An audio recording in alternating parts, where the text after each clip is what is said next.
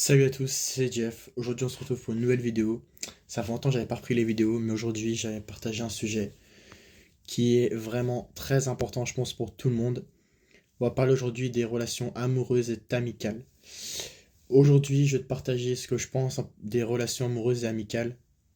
Et après, on fera une comparaison avec il y a 20 ans en arrière pour que tu comprennes bien l'évolution, mais pas forcément dans le bon terme, pas forcément dans le bon sens, cette évolution.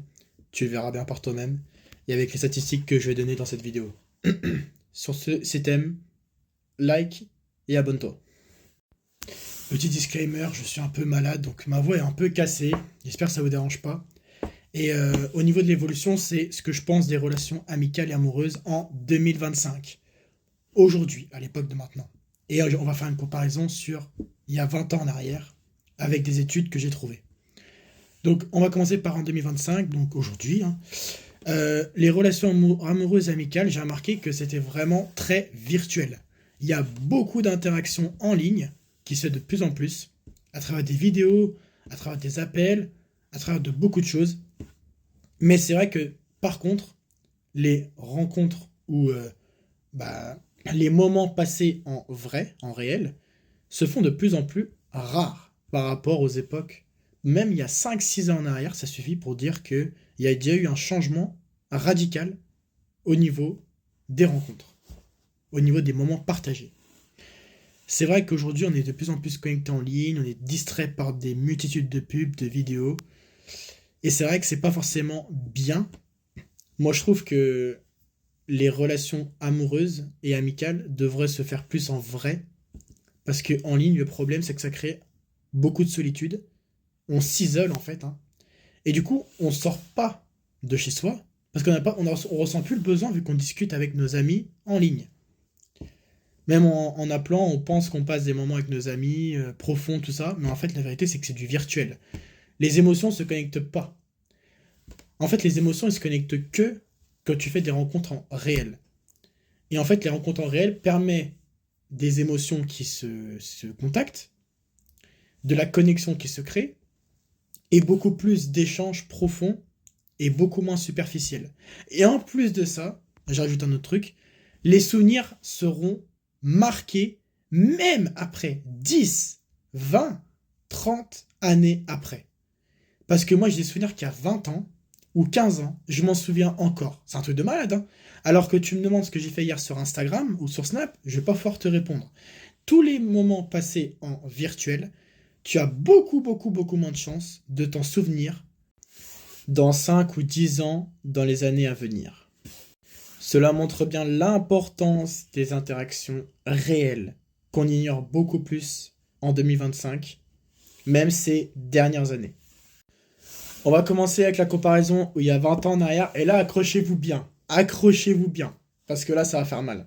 Tous ceux qui me disent, oui, j'ai pas le temps, je suis pas disponible, j'ai un boulot, tout ça, et bah tout ce que vous dites, je vais le contrer avec il y a 20 ans en arrière. Il y a 20 ans en arrière, les amis se voyaient 5 fois par semaine en moyenne. C'est une moyenne bien évidemment, donc c'est ce que j'ai pu voir. Soit 260 rencontres par an, contrairement à 2025 où que les gens se voient 2 à 3 fois par mois.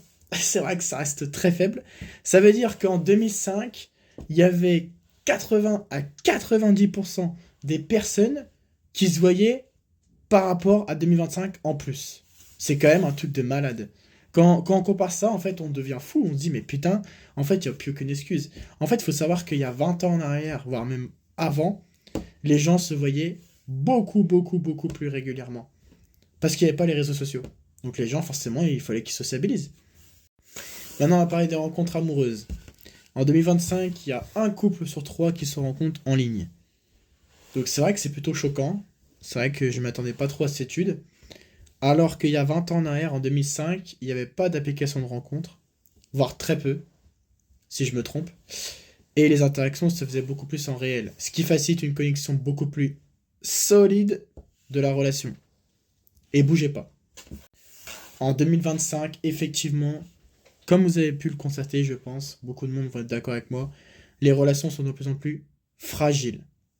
Et le pire de tout ça, c'est que avec les réseaux sociaux, maintenant, si une personne nous saoule ou si une personne nous prend trop la tête quand on est en relation, bah en fait on se dit, bah attends, il y a d'autres personnes. Je peux voir son Insta, je peux aller sur lui.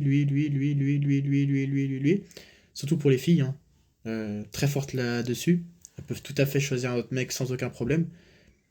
Alors qu'il y a 20 ans en arrière, c'était beaucoup plus difficile car il n'y avait pas de réseaux sociaux. Et ce qui fait que les filles, bah, elles s'est beaucoup plus concentrées sur le mec, même sur ses défauts, et elles apprenaient à vivre avec en fait.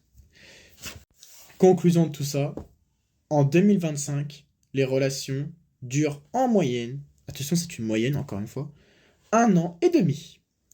En 2005, la relation durait 2 fois plus longtemps, soit 3 ans en moyenne, avant que le couple se sépare. Donc on comprend bien que les relations réelles, que ce soit amoureuses ou amicales, sont vraiment très importantes. Et en fait, on croit que la numérisation, ça va les améliorer. Au contraire, ça nous isole plus et ça nous crée de la solitude. On va faire une petite comparaison avec 2005. C'est l'année de la vidéo, hein, clairement. En 2005, il y avait à peu près 25 à 35% des personnes qui ressentaient de la solitude. Et pourtant, il n'y avait pas de numérique, ou très peu. Donc ça montre bien que malgré que ce n'est pas un monde numérique, il y a quand même de la solitude. Et en 2025, ça a explosé entre 45 et 55%, soit 20 à 30% de plus en 20 ans seulement. C'est quand même énorme. Autre facteur important, l'anxiété et la dépression jouent un rôle majeur pour notre santé mentale. En 2005, elle s'élève à 15 à 20%. C'est plutôt faible, mais ça reste quand même assez élevé. Et en 2025, ça a explosé à 40 à 50%. Moi qui pensais que j'étais le seul à déprimer, moi qui pensais que j'étais le seul à pas avoir confiance en moi de temps en temps, en fait, la vérité, c'est qu'il y a la moitié des gens, presque, qui manquent de confiance en eux et qui se comparent constamment aux autres.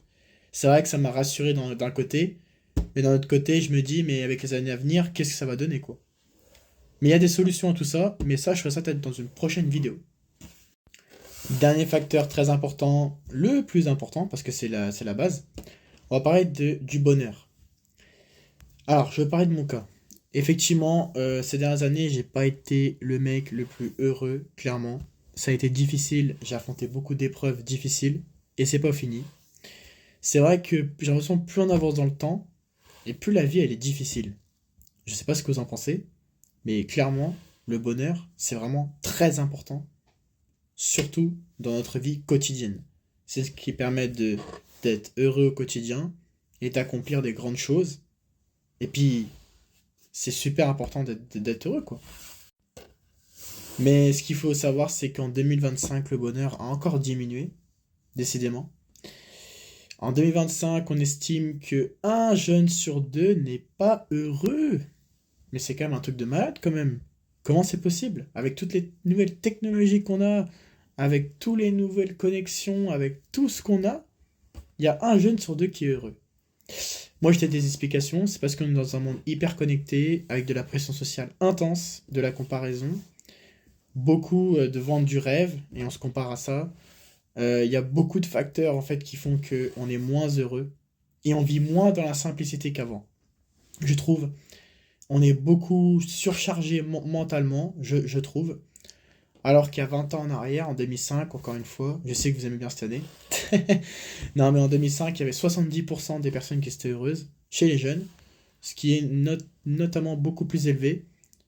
Et ce qui explique ça, d'après ce que j'ai vu, c'est des interactions en réel, toujours la même chose, qui est la clé du bonheur et de l'authenticité.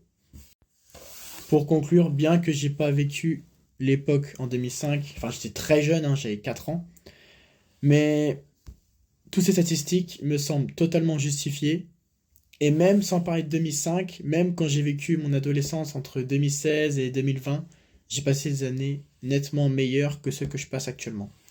Parce que le monde évolue dans un monde très connecté et virtuel. Mais ça ne rend forcément pas les gens plus heureux.